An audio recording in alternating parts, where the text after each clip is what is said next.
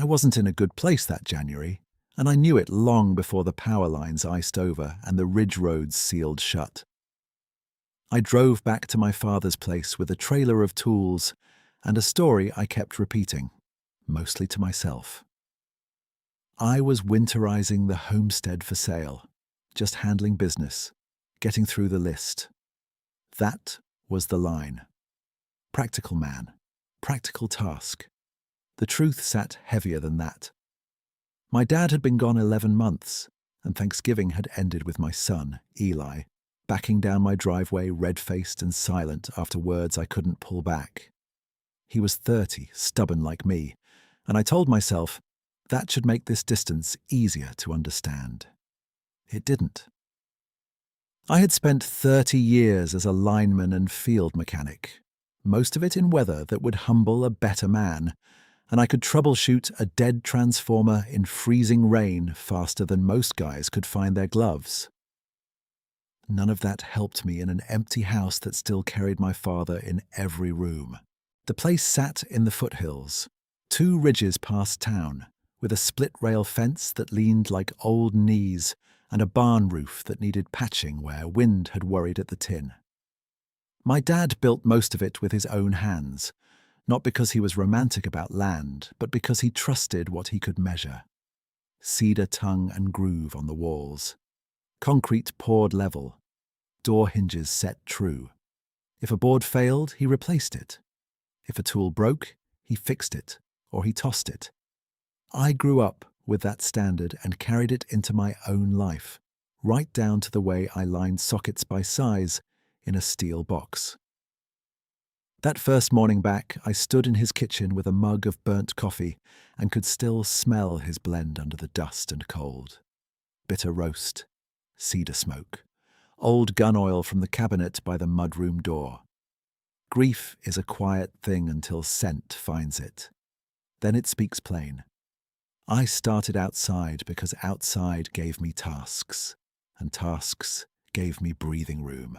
I checked the generator first, pulled the spark plug, cleaned it, topped the oil, ran a load test off 2 space heaters and an old floodlight.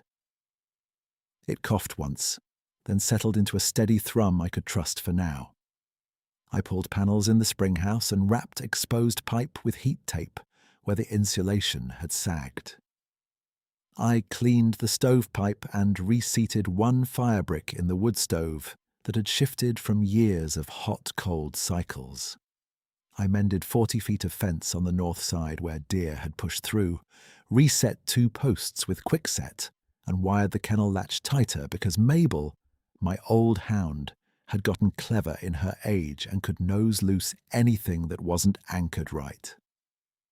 By the end of the day, my shoulders burned and my hands were stung raw by cold metal, and for 3 or 4 good hours I felt like myself again, the version that solved things. Mabel followed me the whole time, slow but loyal, white around the muzzle and stiff in the hips when the frost held hard. She was 12, maybe older, and slept by the stove with 1 ear cocked at night, as if she still had patrol duty. My dad loved that dog in a way he never said out loud, same as he loved me. He'd tear bacon ends in half and pretend he was dropping scraps by accident. She looked at me that week the way old dogs do when they know your weather before you do, patient and watchful, never asking questions. I talked to her more than I talked to any person those first 2 days, not because I was lonely, I told myself, but because she was right there and didn't argue. By Sunday afternoon, the local radio, when it came through clear enough, started using that phrase everybody up there knew. January hardlock. A cold front dropping from the northwest.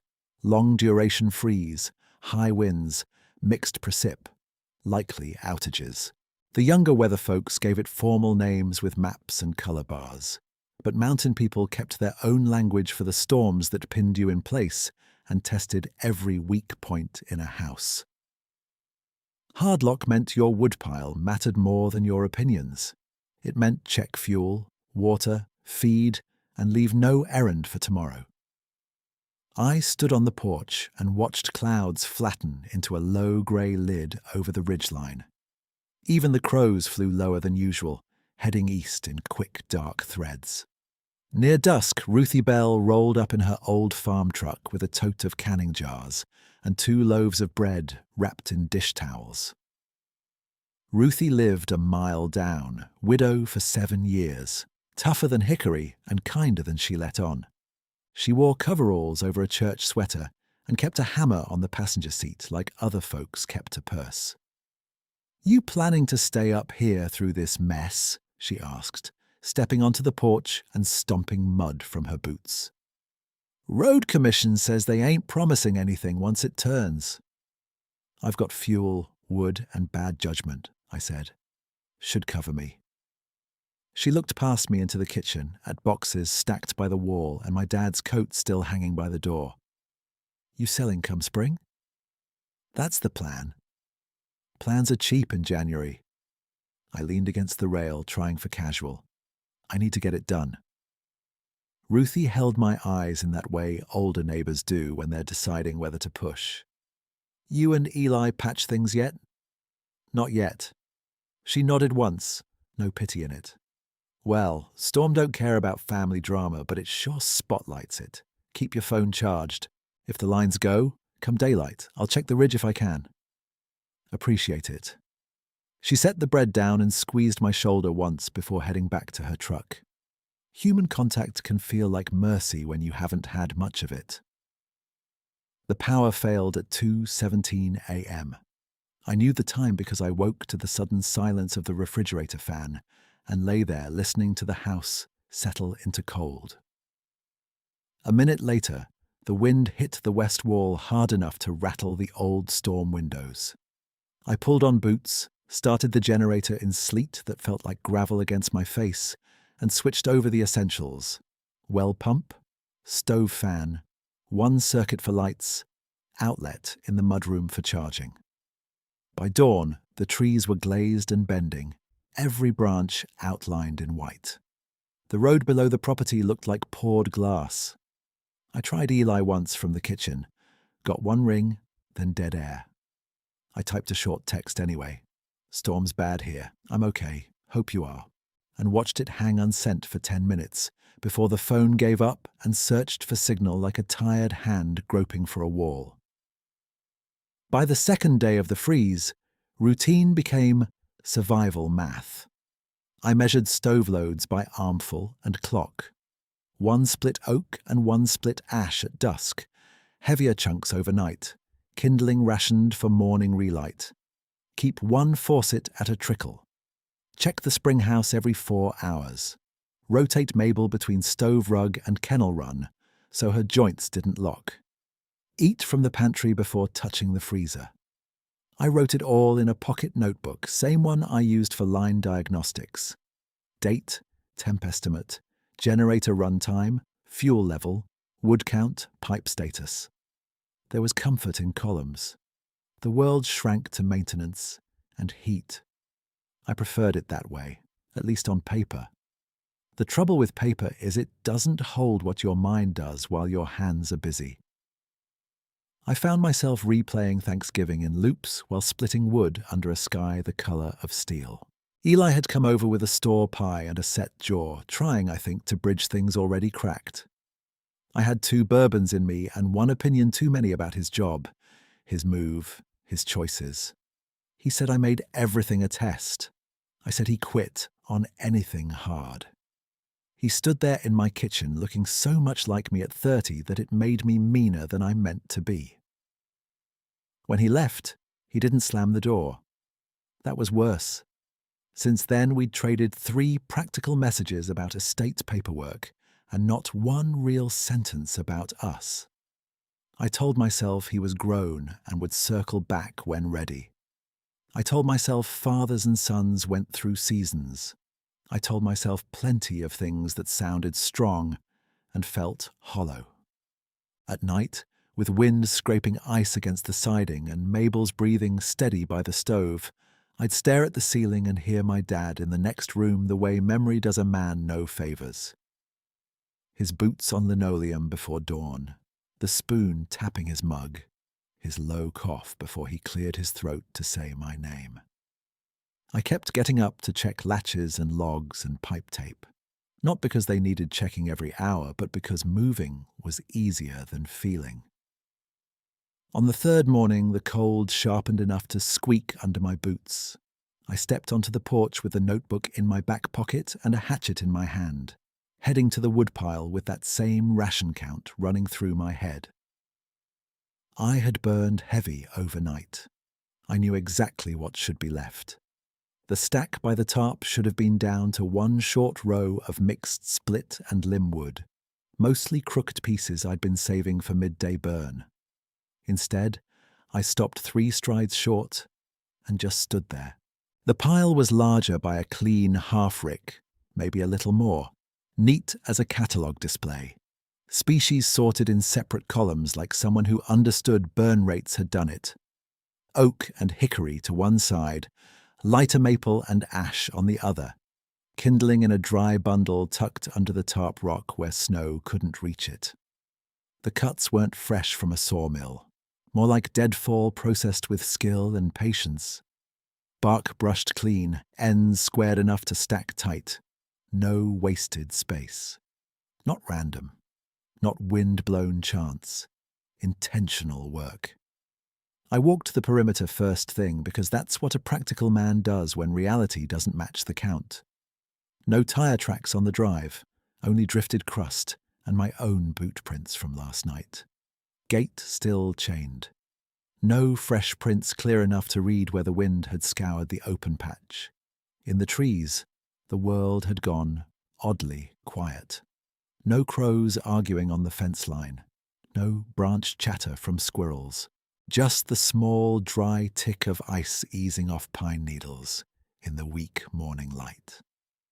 Mabel came down the steps behind me, tail lifting, and instead of barking, she faced the tree line with a soft wag and one short huff, as if greeting somebody she expected.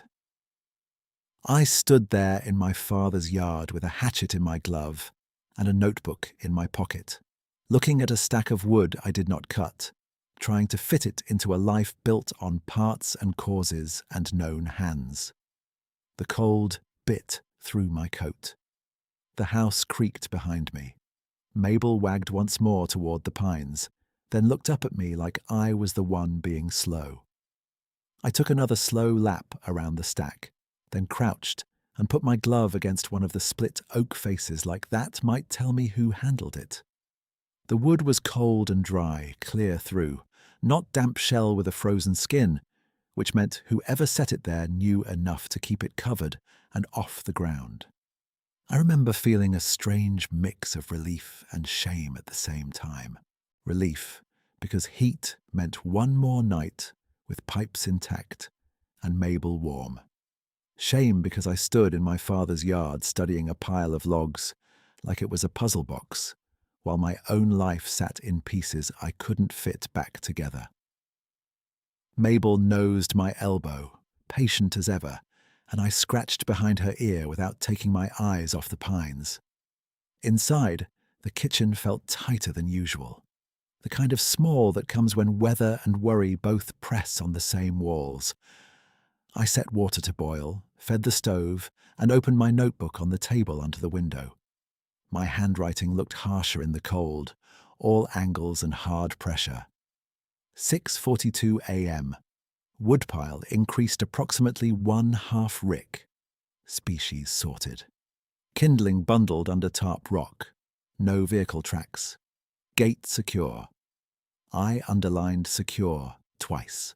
Then I just sat there with the pencil in my hand, listening to the generator hum outside and Mabel's nails clicking across old linoleum, and realized I had built my whole week around controlled inputs and measured outputs because it kept me from naming what hurt.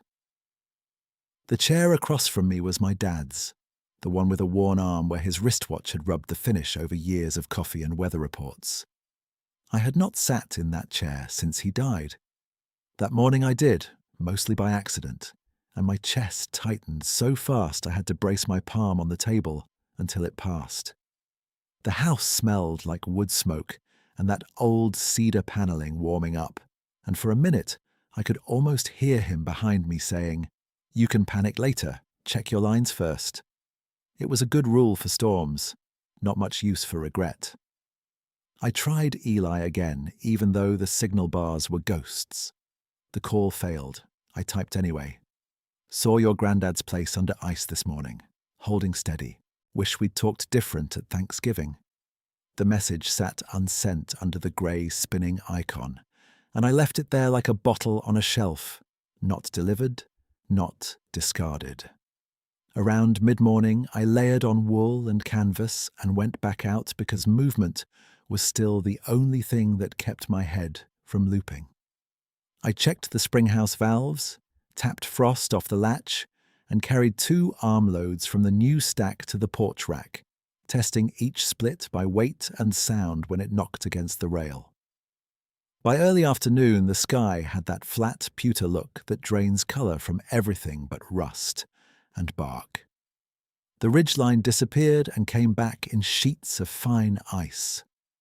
I walked the fence mostly to keep blood in my hands, mended one sagging wire on the south corner, and found myself talking out loud to no one in particular about staples, tension, post angle, all the practical nonsense my father used to recite as if fences were a form of prayer.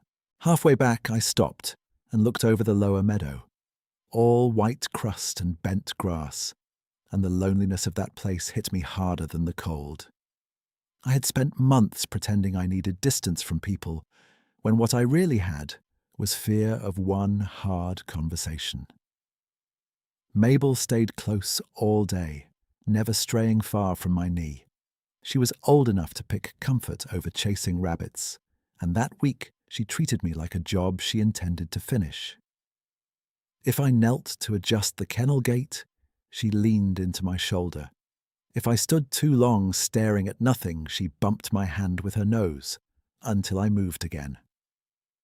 Near dusk, she went to the porch edge and looked toward the same stand of pines as before, tail giving 2 small sweeps. No raised hackles, no warning bark, just recognition. I felt foolish for noticing, but I noticed.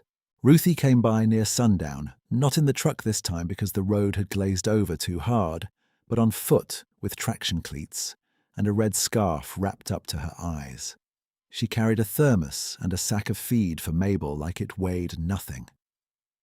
I met her at the steps and she took one look at the fresh rose by the tarp and gave me that narrow-eyed neighbour stare that sees past your first answer.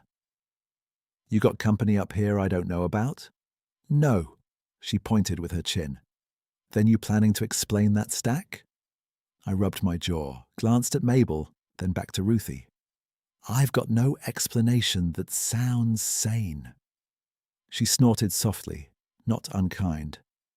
"You sure you ain't sleep stacking in your own worry?" I barked a laugh before I could stop it.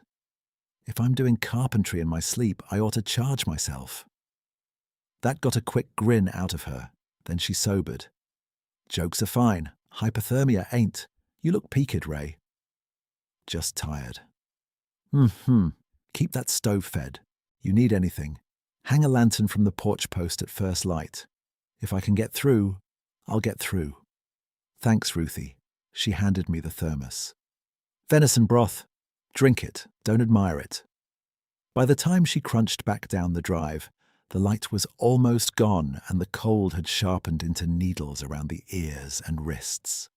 I stood there longer than I needed to, watching her shape disappear into the grey, and felt that old split in me again, the one between wanting help and wanting to owe nobody anything.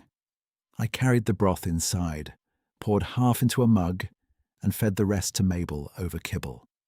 She ate with the solemn concentration of a creature who understood routine mattered. That night the wind eased for the first time in days, and the quiet should have felt like relief.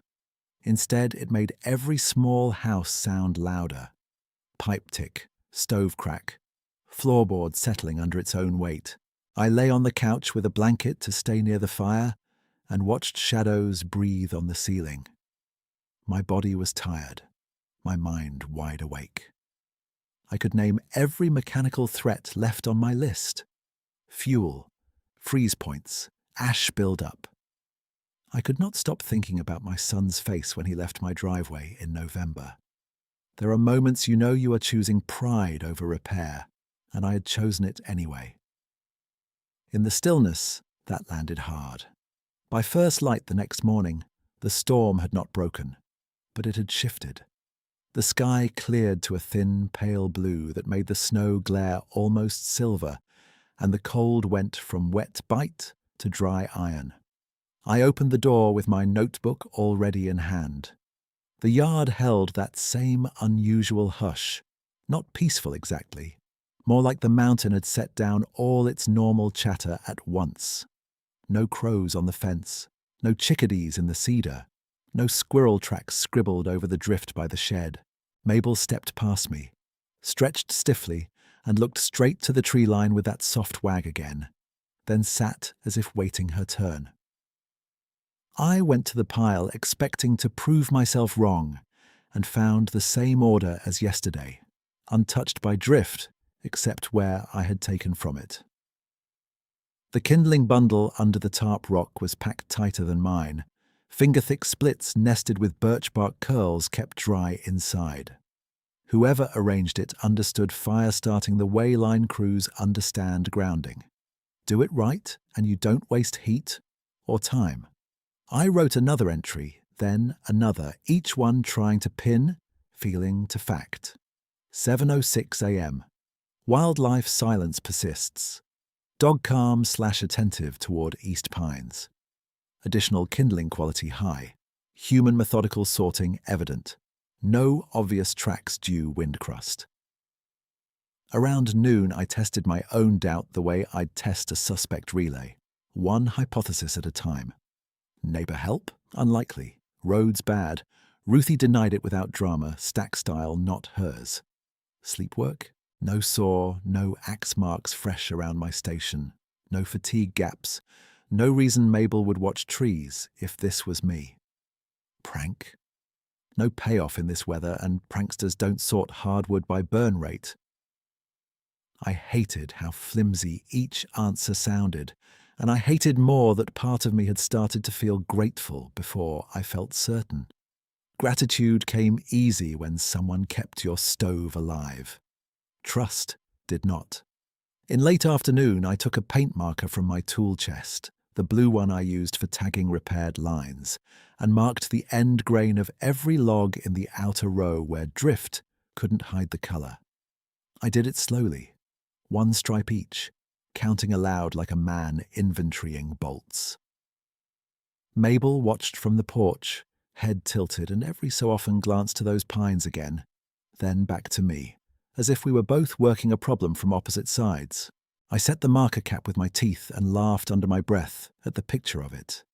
52-year-old ex-lineman in a frozen yard, tagging firewood against an unknown benefactor and taking cues from an arthritic hound. The sun dropped early behind the ridge and left a band of amber at tree height, brief and beautiful, and gone too quick. I loaded the evening armful from my marked row, latched the wood box, and stood one more minute at the porch rail while the temperature fell. Nothing moved in the open. No sound came from the pines. Still, that sensation stayed with me. Not fear, not warning. More like being quietly accompanied from a respectful distance. I touched the notebook in my coat pocket to make sure it was there, then went inside to feed the stove, warm the broth Ruthie had brought, and wait for morning with a mind that was no longer numb, only deeply, stubbornly awake. I banked the stove, warmed the broth, and sat at the table with the blue marker beside my notebook, like I was preparing for an inspection instead of supper.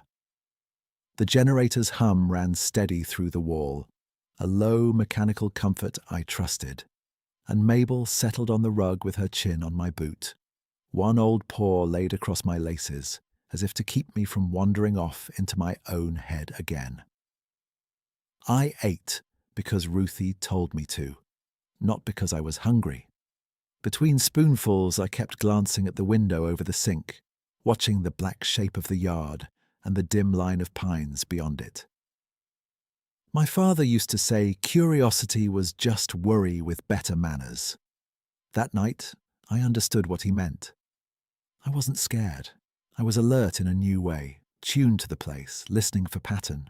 By full dark, the temperature had dropped hard enough that the porch boards gave little snaps under the strain, and every time the stove settled, Mabel lifted her head and listened, then put it back down when she decided the house was still itself.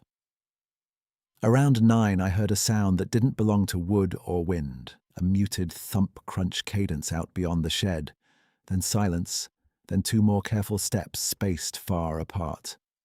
Not stomping, not rushing. Weight placed with intention. I stood in the mudroom with my hand on the latch and told myself not to turn weather into mythology. I waited. The sound moved down slope toward the spring house, paused near the little drainage run where thin ice formed first, then circled wider uphill where the ground held firmer.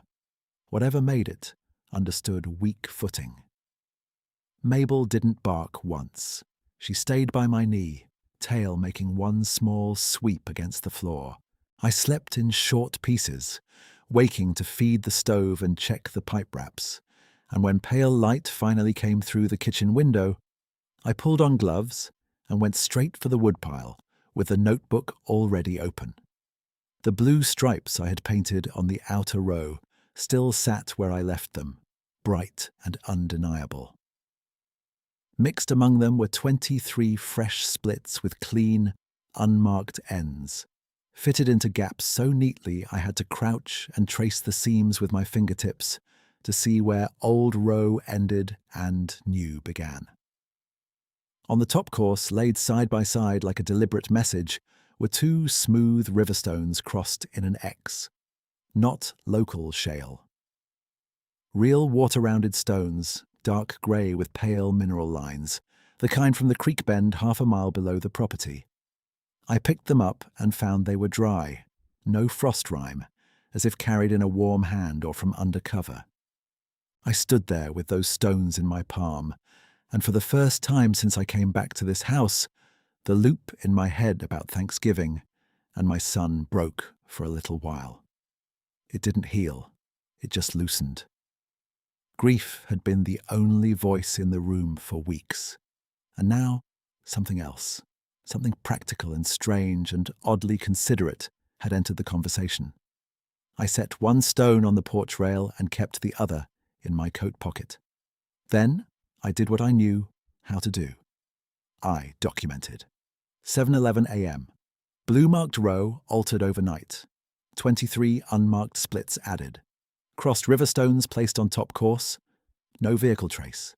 Dog remains calm. I underlined calm once, then drew a square around stones and wrote possible signal, before immediately crossing out the question mark, because that word felt too dramatic for how quiet the morning was. The stillness held across the whole yard. No crows, no chatter from the cedar hedge, just light wind and the occasional powder slide off the barn roof. Mabel walked to the edge of the porch, sat down, and looked toward the same stretch of timber, ears up but loose, mouth soft, tail tapping twice against the step. I watched her for a long minute. Animals settle arguments, men can't. If she had stiffened, I would have read threat. If she had hidden, I would have read danger. Instead, she looked like she was waiting for a familiar truck to come around the bend. By midday, the clouds had lowered again, and I called Ruthie from the mudroom while I still had one bar of signal. She picked up on the second ring, voice grainy through static. "You upright over there?" she asked. "Upright, warm enough. Got another odd one for you." "Odd how?" "More wood. I marked logs yesterday, new ones showed up anyway, and somebody left crossed river stones on my stack." There was a small pause, then the sound of her exhale. "Well, that's a fresh detail. You got tracks?" "Not readable. Wind scoured most of it." "Ray, I'm not saying what it is or ain't. I'm saying keep doing what keeps you alive. Write it down like you do. Don't chase anything in low light. And drink water, you stubborn mule. I can do 2 of those 3. You'll do all 3. Call tomorrow if towers hold. I will. That call did not solve a thing, but it anchored me. Somebody else now knew what I was seeing, even if neither of us could name it. 3 days had passed since I first found the extra half rick, and by then, the routine had shifted from pure survival into a kind of waiting I didn't admit out loud. I still checked pipes, rationed fuel, hauled ash, and kept Mabel fed on schedule. But I also found myself stepping out to the porch at intervals, scanning the tree line not for movement exactly, more for intention. Late that afternoon, I carried a bucket to the spring house and heard that same deliberate cadence in the timber above me, heavy footfalls muffled by snow, stopping whenever I stopped, resuming only after I moved again. At the drainage cut, where ice skinned over running water in thin plates, the sound veered wide a second time, giving the hazard extra room. That detail mattered to me more than size did. A careless animal crashes through and learns afterward. This was careful beforehand. I set the bucket down, straightened slowly, and spoke into the cold without raising my voice. I'm not looking for trouble. Only the wind answered at first, moving through the bare branches like a low brush of hands. Then one branch bowed deep in the pines and lifted again. Not snapped, just moved aside and released. Mabel came up behind me and sat, shoulder pressed against my calf. Her ears tipped forward, then relaxed. We stood there together until my fingers started to numb. Then I picked up the bucket and went back inside, feeling watched in the gentlest sense of the word, as if the mountain had decided I was part of its inventory for now. Toward dusk, I walked to the collapsed back shed to pull salvageable boards from the drift. The sky had that brief golden wash winter gives you right before it lets go of light, and the whole yard turned amber and blue at once, warm on the upper branches, steel cold in the shadows by the fence. I remember each sound because my body was tuned so tight by then. The scrape of my boot on crust, the click of a loose hinge against ruined siding, Mabel's tags tapping softly when she shook. I bent to free a plank and felt, more than saw, a presence to my left. When I looked up, there he was between 2 ponderosas at the edge of the lower meadow. He stood taller than the fence posts by several feet, broad through the chest and shoulders, dark fur catching the last light in brown-black bands. 8 feet at least, maybe more by trunk height, but the scale didn't hit me first. The stillness did. He wasn't squared up. He wasn't looming. He angled his body sideways, giving me less front, more distance, the same way a good ranch horse turns when it doesn't want to crowd you. In his arms was a bundle of deadfall, split to stove length, held against him with both hands. He took 2 slow steps toward the existing stack by the tarp, lowered himself slightly at the knees, and set the wood down with astonishing care. Each piece placed instead of dropped, quiet as setting kindling beside a sleeping child. I did not move. My breath came shallow in the cold, and my hands stayed open at my sides because every part of me understood sudden motions were a language too. I told myself this couldn't be real, then answered myself with evidence because that's how my mind works when it's cornered. Bear? No bear carries a sorted arm load and places it in rows. Prank? No man that size in this county, and no prankster spends 4 nights keeping an old dog warm. Stress hallucination. Hallucinations don't leave measurable hardwood and crossed river stones you can weigh in your hand. I wanted one ordinary explanation. I could not make one fit the facts. He finished the stack, then stepped backward, not turning his back fully, just creating space. Mabel walked 3 paces ahead of me and sat down in the snow, tail resting still, posture loose. At that exact moment, as if to settle the argument my fear kept trying to start, a doe and a yearling came out along the meadow edge below the pines. They lowered their heads and fed through crusted grass, flicking ears calm as Sunday pasture.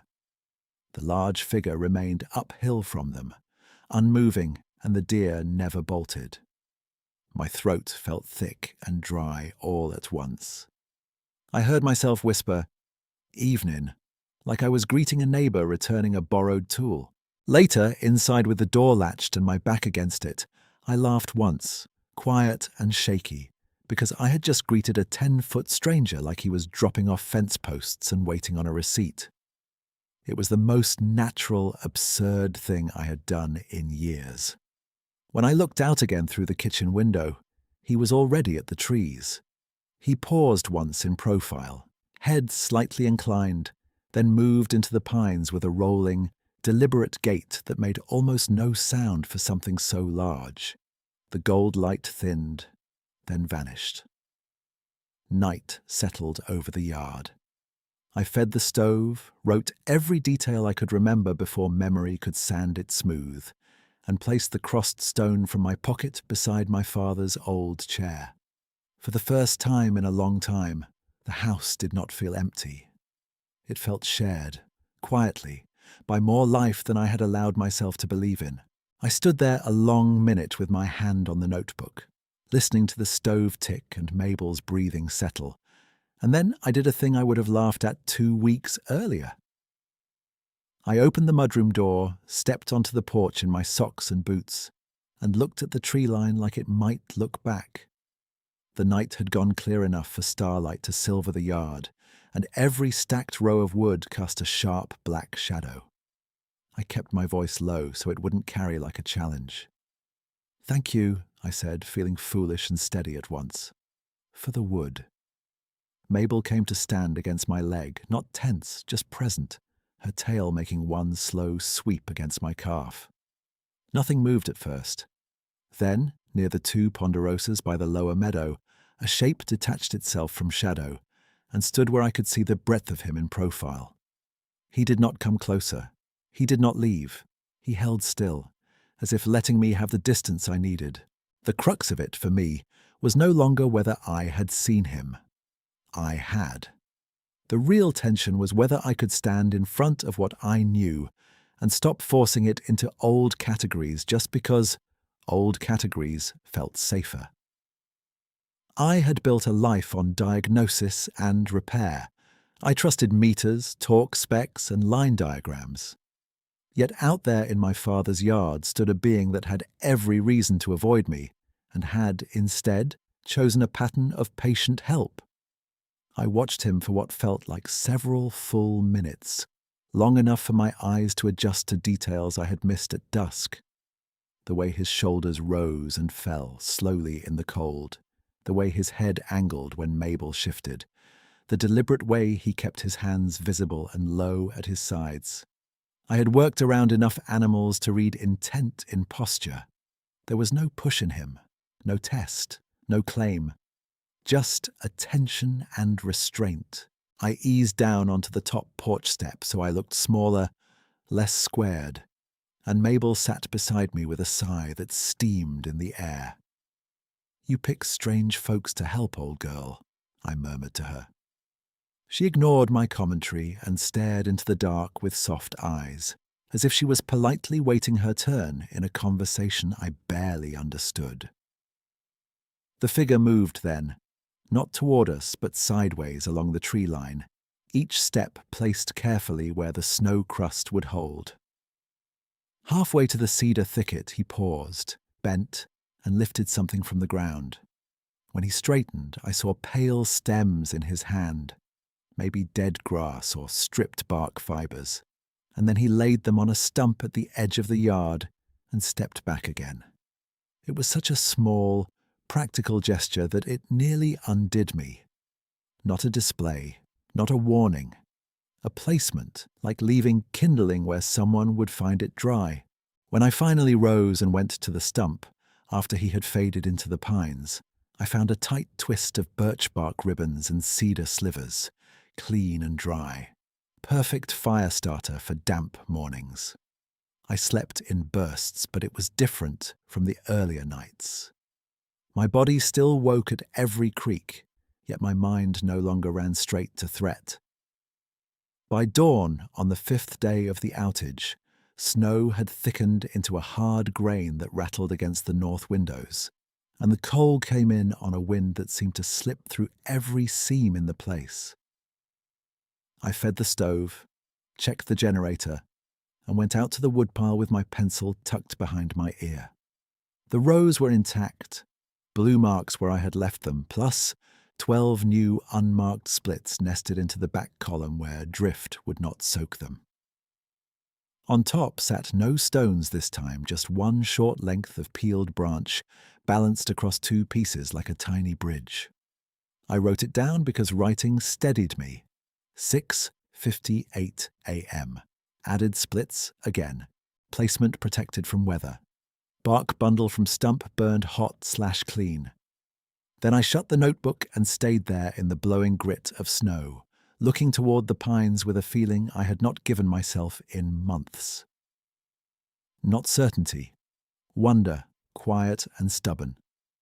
Near midday, after hauling 2 buckets from the spring house and fighting the kennel gate that kept icing at the hinge, I managed to get 1 bar and called Ruthie. The line crackled like frying bacon, and we had to repeat every second sentence. "You sound rough," she said. "Bit of a smoke headache, I'm managing." "You eating?" Enough to keep arguing. She gave a short laugh. "Good. Any more mystery carpentry?" "More wood. Better stacked than mine, which is humbling." "Then swallow your pride and stay grateful. Storm's got one job and it ain't fairness." I looked out the window at Mabel, curled by the stove. "You ever seen her trust something this quick?" Ruthie was quiet a moment. "Dogs know intent sooner than we do. Keep listening to that hound." "I am." "Call again if you can. 3 days, maybe less. County says crews are trying the ridge." The call dropped before I could answer, but I stood with the dead phone in my hand, feeling less alone than I had all week. I had no name for what was happening, and I did not need one to keep following what was true. That afternoon, the wind shifted north and hit hard enough to drive needles of snow under the porch roof. I layered up and tried to clear a path to the spring house before dusk, but fatigue had settled deep in my shoulders and behind my eyes, the kind that makes simple tasks feel like you're working underwater. Smoke from a stubborn draft had left my throat raw, and twice I had to brace a hand on my knee and wait for the dizziness to pass.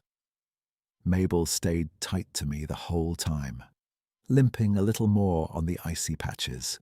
When she tried to step into the kennel run and flinched at the gust knifing through the wire, I brought her back inside and set her bed, closer to the stove. "You're retired from heroics," I told her. "Me too, if I'm honest." She blinked once and accepted that as policy. By early evening, the yard had blurred into bands of grey, and I gave up on more outside work. I set a pot of beans to warm, swallowed aspirin, and must have dozed in my coat at the table with my head on folded arms. I woke to Mabel's nails clicking fast across the floor and the sound of something brushing the porch rail, a long, dry scrape like bundled branches shifting. Not a crash, controlled movement.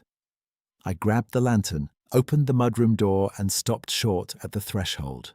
In the lantern glow, I could see fresh boughs stacked along the north side of the kennel in a slanted wall, interlaced tight against the wind, and a clear footpath packed from porch to spring house, wide enough for me to walk without breaking crust.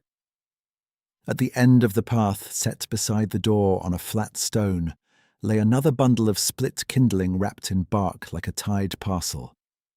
I swung the lantern toward the yard and caught him at the edge of light, halfway to the trees, carrying 2 more armloads of evergreen limbs across those massive forearms, as gently as a man carrying sleeping pups. I did not call out this time.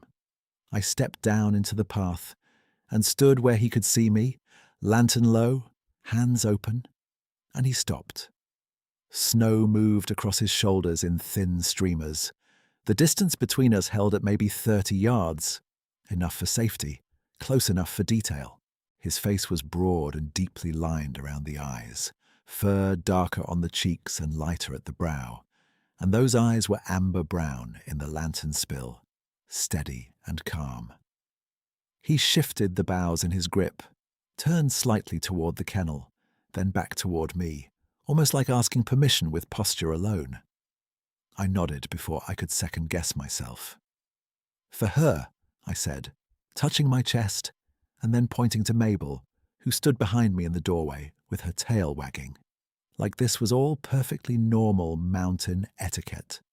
He inclined his head once, moved to the kennel, and laid the branches in place with astonishing precision, angling them to break the north wind while leaving the front clear. Then he took 2 long steps back and waited.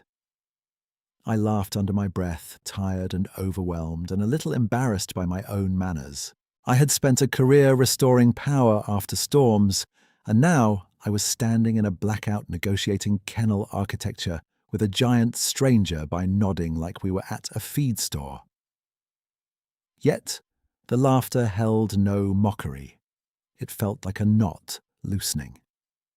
I walked to the kennel, tested the bow wall with my glove, and found it firm, smartly braced, exactly where the gusts hit worst. When I looked up again, he had moved to the stump by the yard edge. With one huge hand, he set down a final piece of peeled cedar, then tapped the stump top twice, soft and deliberate, and backed away into shadow. I carried that cedar inside, split it fine, and lit the evening fire with it. It caught at once, fragrant and hot, and the room filled with a clean resin smell that pulled memory through me so hard my eyes stung. My father had used cedar shavings on the coldest starts, always saying good flame begins with respect for small things. I sat by the stove with Mabel's head on my knee and let myself feel, fully, what I had been dodging. My dad gone, my son distant, me tired enough to finally receive help without trying to earn it first. Outside, wind pressed at the walls and the hardlock held its grip on the ridge. Inside, the stove burned steady on wood I had not cut alone. Later that night, after one last pipe check, I opened the door and placed the second crossed stone back on the porch rail beside the first, not as a signal I understood, but as an answer I could offer. "We made it through today," I said into the dark, voice rough but even. Mabel stood beside me, warm in her new windbreak shelter when she chose it, warm by the stove when she didn't. No shape appeared at the tree line this time, and that was all right. The kindness had already been delivered in plain terms. Heat, passage, shelter, care aimed squarely at the old dog I loved and the stubborn man keeping watch over her. I went inside, latched the door, and slept deeper than I had since November, with the generator humming, the stove breathing, and wonder sitting quiet and solid where dread used to live. I woke to a hard cough that scraped my chest raw and left a metallic taste at the back of my tongue. The room had gone colder than it should have, the kind of cold that settled in corners first, and then reached for your bones. The stove was still alive, but low, and the generator had dropped to an uneven sputter outside, hunting for rhythm and not finding it. Mabel raised her head from the rug and watched me with those patient old eyes, waiting to see what kind of man I was going to be in the next 5 minutes. I sat up too fast and the kitchen tilted. Smoke headache, fever, exhaustion, all of it layered together until my body felt like borrowed equipment. I pulled on my coat, grabbed 2 buckets and told Mabel, "Just one run to the spring house, then we bunker." My voice sounded thin in the dark. The wind had sharpened overnight into a clean, punishing edge. It cut through seams in my gloves and made the skin around my eyes sting. The packed path from porch to springhouse held firm, still the width he'd made, still clean where drifting should have filled it. I could hear water under the springhouse floorboards, quick and narrow, and I remember feeling grateful for that small sound. Flow meant options. I filled both buckets, stood up, and nearly dropped one right there when a wave of dizziness washed over me so hard my knees unlocked. I waited it out, breathing shallow, then started back anyway because pipes don't care if you feel sorry for yourself. Halfway to the porch, I missed the edge of the path. My boot punched through crust, and I went down to one knee, then both, buckets slamming and sloshing across my sleeves. The second attempt got me 3 more steps. On the fourth, my legs quit negotiating. I fell sideways near the porch post and stayed there longer than I wanted to admit, cheek against frozen boards, listening to the wind push through the cedar hedge in long, low passes. Mabel whined once from inside, then scratched at the mudroom door.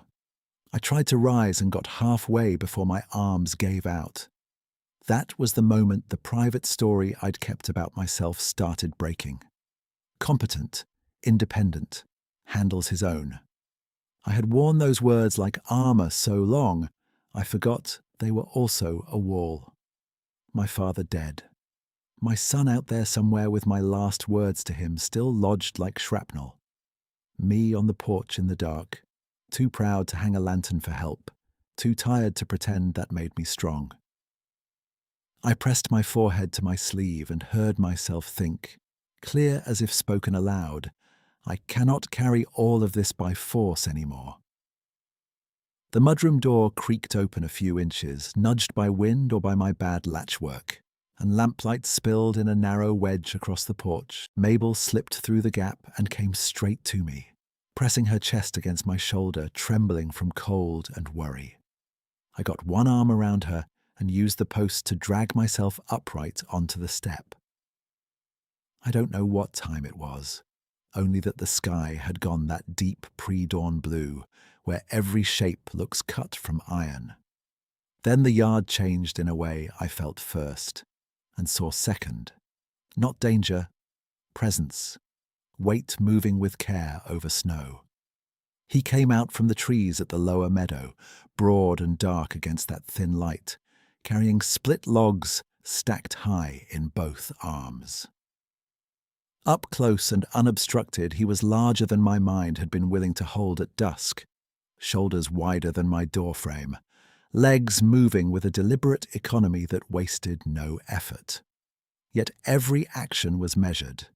He angled around the slick patch by the pump line, avoided the loose board near the porch, and set the logs beside the outdoor boiler in even rows as precisely as a seasoned hand building a service stack. My father had installed that boiler 20 years back and kept it plumb to the house as backup heat. In better winters, it was optional. That week, it was survival.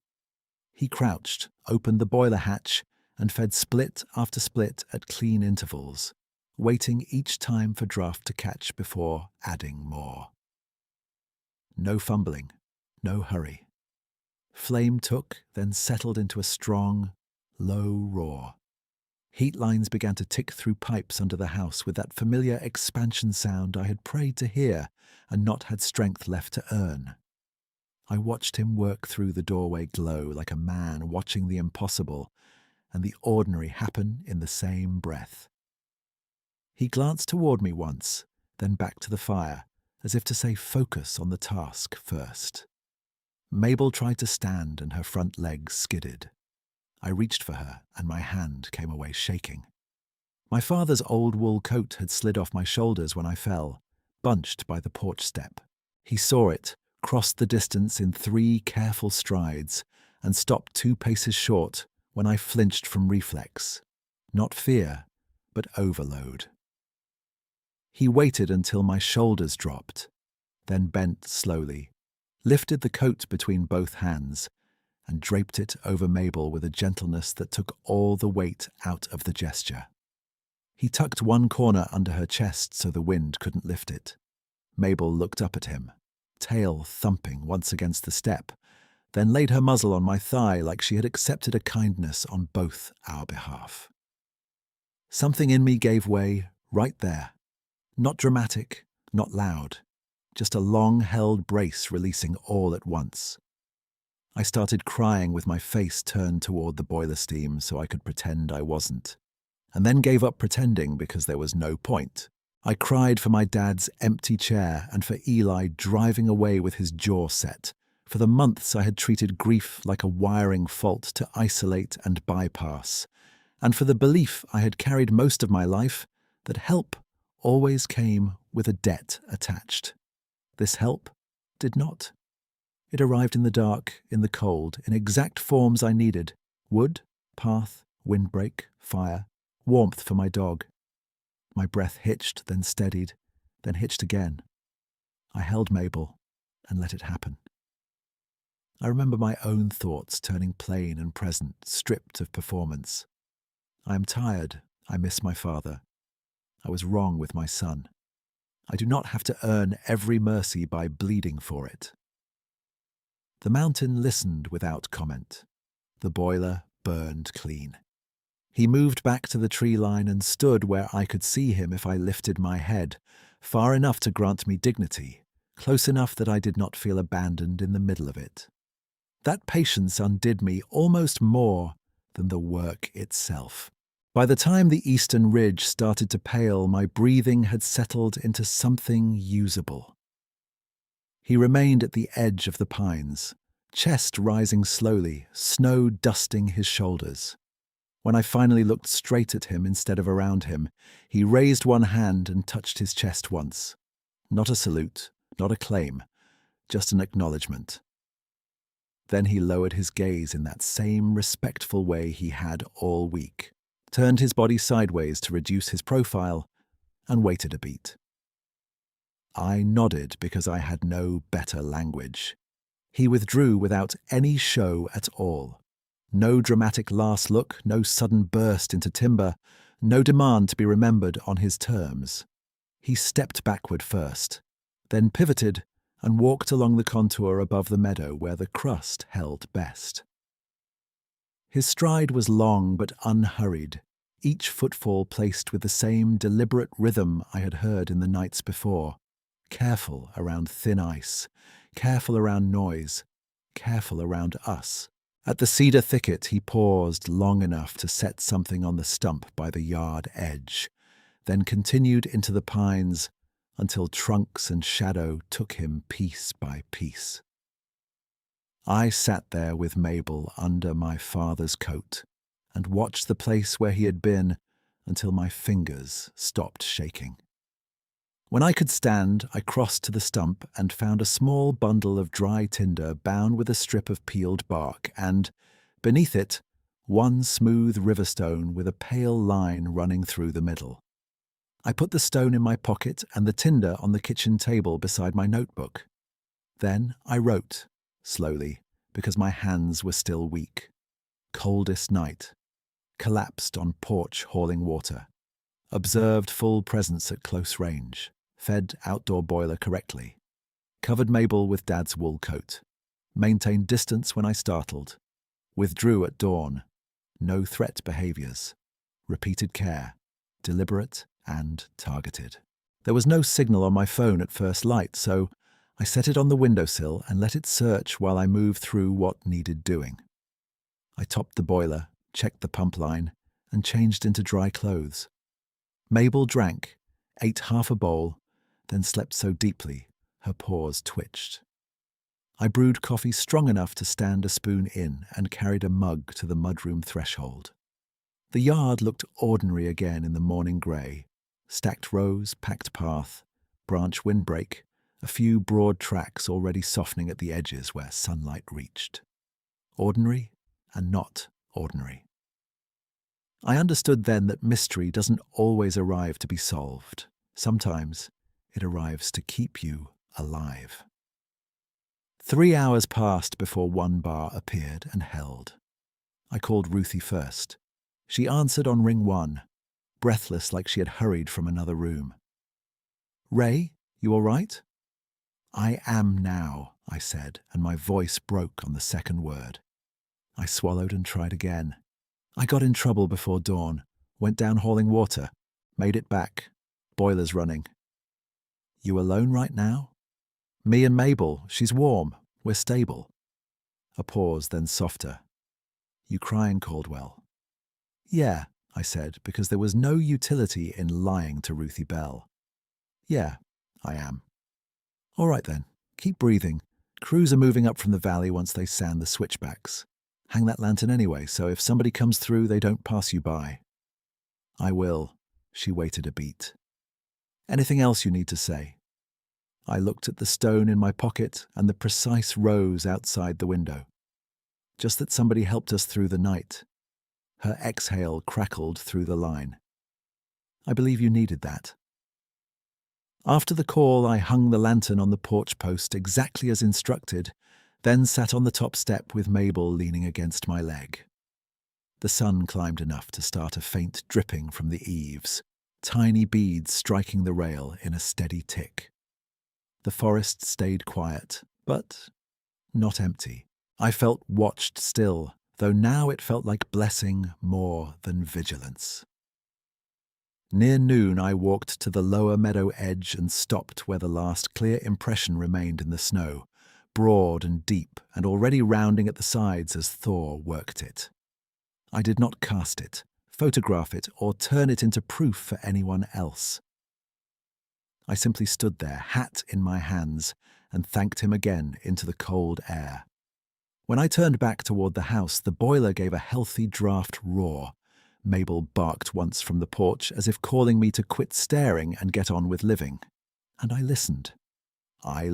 And maybe 20 minutes later, I heard a sound I had not heard in 7 days. Chains on heavy tires biting through ice on the switchback below the property. It came in fits at first, then steadier, then the grind of a diesel climbing hard. I stood from the porch step too quickly, grabbed the rail, and watched 2 utility trucks nose over the ridge, one behind the other, amber beacons turning through the grey morning. The lead truck stopped by my gate.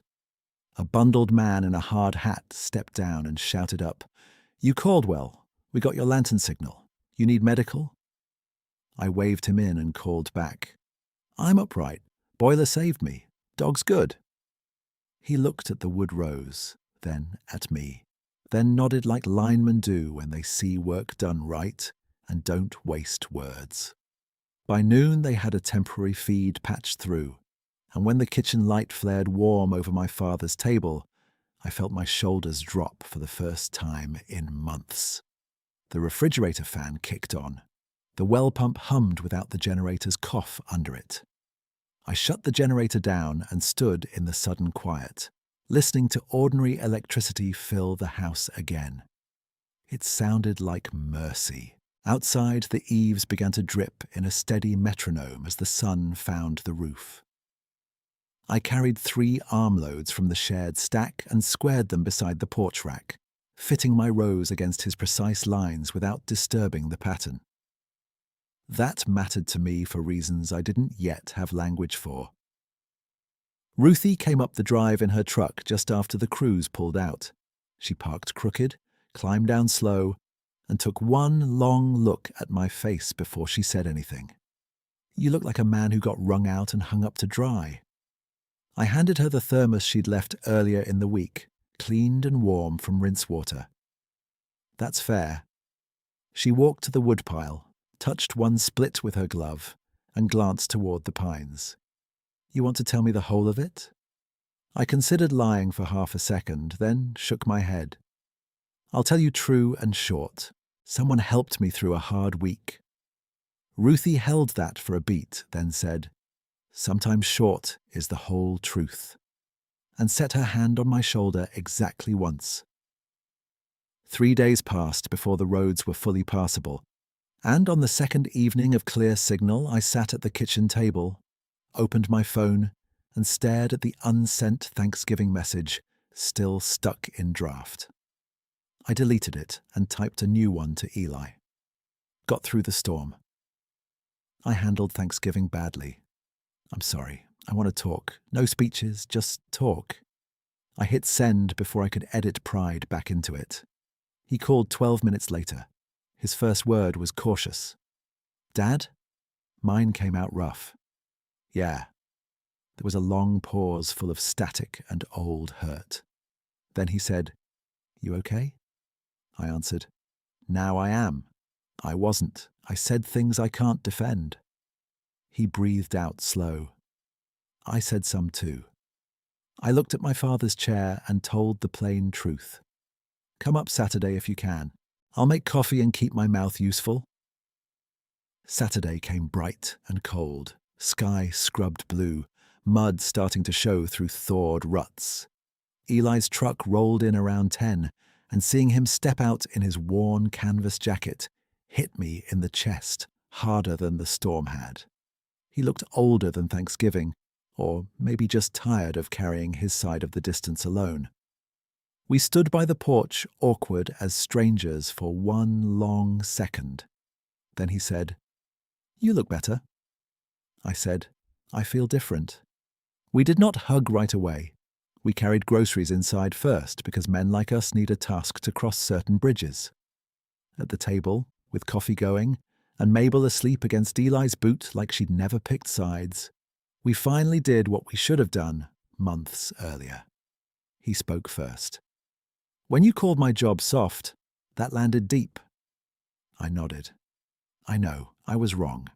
I confused unfamiliar with weak. He stared into his mug. When I said you made everything a test, I meant it, but I also wanted you there, not grading me.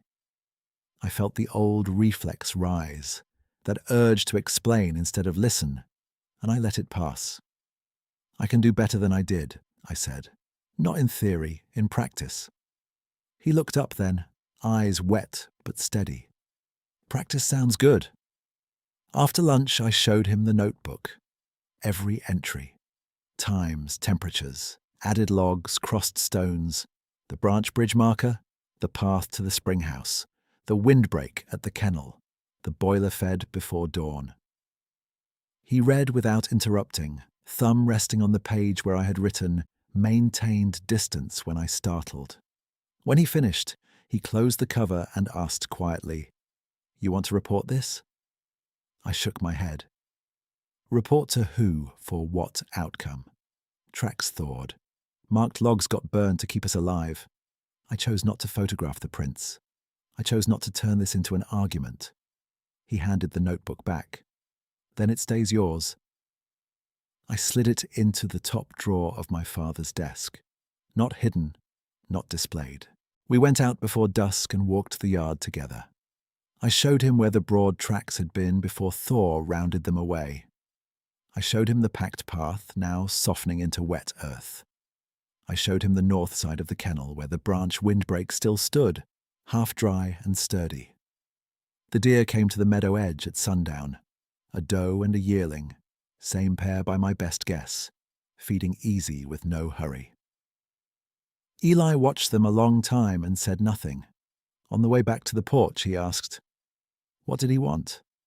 I looked at Mabel climbing the steps slow, coat still thick from winter. Nothing from me, that was the lesson.